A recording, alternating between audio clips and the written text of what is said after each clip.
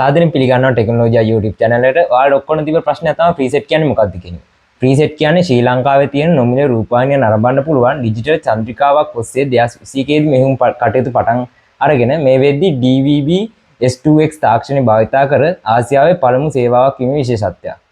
preset වලින් ලැබෙන වාසි මොනවද කිව්වොත් ගාන ටික ගත්තා නම් ඇති ජීවිත කාලෙ වලට බලන්න පුළුවන්.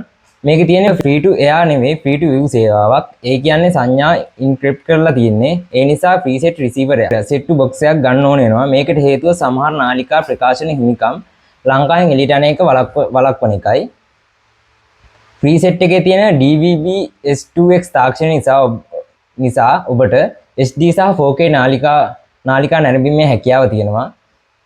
දික්කාලින් නාලිකා ලයිස්තුවක් මේකේ තියෙනවා. දේශීය නාලිකා මෙන්ම විදේශීය නාලිකා රැසක්ද මේකට අයිති වෙනවා.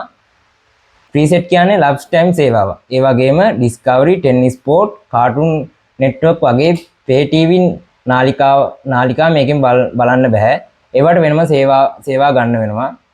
මාසික බිලක් නැතුව TV බලන්න කැමති අය preset කියන්නේ කදිම විසඳුමක්. ඔයාලා preset පාවිච්චි කරනවා නම් පාවිච්චි කරන්න හිතන් ඉන්නවා නම් යටින් කමෙන්ට් එකක් දාන්න යන්න. මේක ගැන තව විස්තර ඔයාලා දන්නා නම් ඒ පිළිබඳව අපිව දැනුවත් කරන්න.